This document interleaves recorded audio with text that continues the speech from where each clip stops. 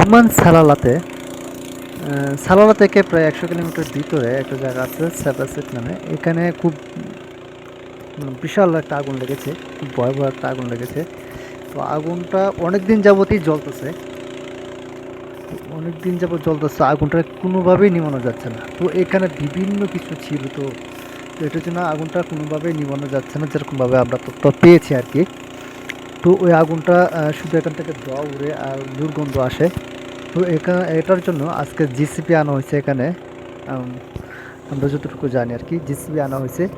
তো জিসিবি আনার পরে এই জিসিবি দিয়ে এই আগুনটাকে কী করছে, সরানো হচ্ছে আর কি। মানে লড়াছাড়া দেওয়া হচ্ছে, আর ওখান থেকে তো পানির ট্যাঙ্কি দেখতেই পাচ্ছেন, পানি দেওয়া হচ্ছে আর কি। আগুনটা যেন নিভে যায়, খুব দ্রুত যেন আগুনটা নিভে যায়, কারণ এটা যেন অনেক প্রবলেম হচ্ছে। তো এখানে একটা বিশাল এক আগুন লেগেছিল। তো আগুনটা বিশাল একটা আগুনটা প্রথমত সেতু অনেকদিন যাওয়ার পর নিবানো হওয়ার পর স্বাভাবিকভাবেই ছিল। আর এটার মধ্যে কোনো পানি টানি দেওয়া হয় নাই। তো এটা আশেপাশে তো কোনো জনবসতি নাই। তো এটার জন্য আসলে অতটা গুরুত্ব দেওয়াও হয় নাই। তো এখন এটা অনেকদিন যাবতই দেখতেছে যে এটা আসলে না, কোনোভাবেই শেষ হচ্ছে না, বা এখানে কেউ আসতেও পারছে না, যাচ্ছেও পারছে না। তো এটার জন্য আজকে সরকার ভিত্তিকভাবে সরকারের পক্ষ থেকে গাড়ি আসছে, জিসিবি আসছে এবং পানির ট্যাঙ্ক আসছে, এবং সাথে কিছু পাকিস্তানি ভাইয়েরা আছে। তো ওনারা কী করতেছে, পানি নিবাচ্ছে, এবং জিসিবি বাইক দিয়ে এটা আর কি লড়াছড়া দিচ্ছে যেন এটার ভিতরে পানিটা প্রবেশ করে এবং আগুনটা যেন খুব দ্রুত নিভে যায়, এটার জন্য আসলে।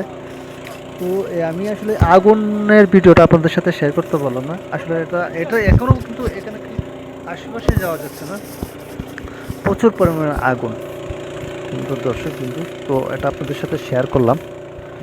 এটা ওমান সালালা থেকে আরও ১০০ কিলোমিটার ভিতরে সেপাসেট, ১০০ কিলোমিটার না, সরি, ১৪০ কিলোমিটার হবে, ১৪০ কিলোমিটার ভিতরে এই আগুনটা আর কি লেগেছে। আশেপাশে কিন্তু কোনো কিছু নাই, আপনারা যতটুকু খেয়াল করতে হয়তো বা পারতেছেন, আশেপাশে কিন্তু কোনো জনবসতি নাই। তারপর ভাবলাম যে এটা আপনাদের সাথে শেয়ার করি, বলি। যাই হোক, ভালো থাকবেন, সুস্থ থাকবেন, আমাদের জন্য দোয়া করবেন।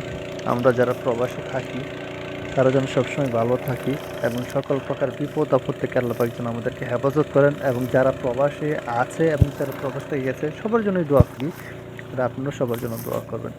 আল্লাহ পাক যেন সবাইকে সহি সালামতে রাখেন, বিপদ আপদ থেকে হেফাজত করেন। আসসালামু আলাইকুম রহমতুল্লাহি বারাকাতুহু।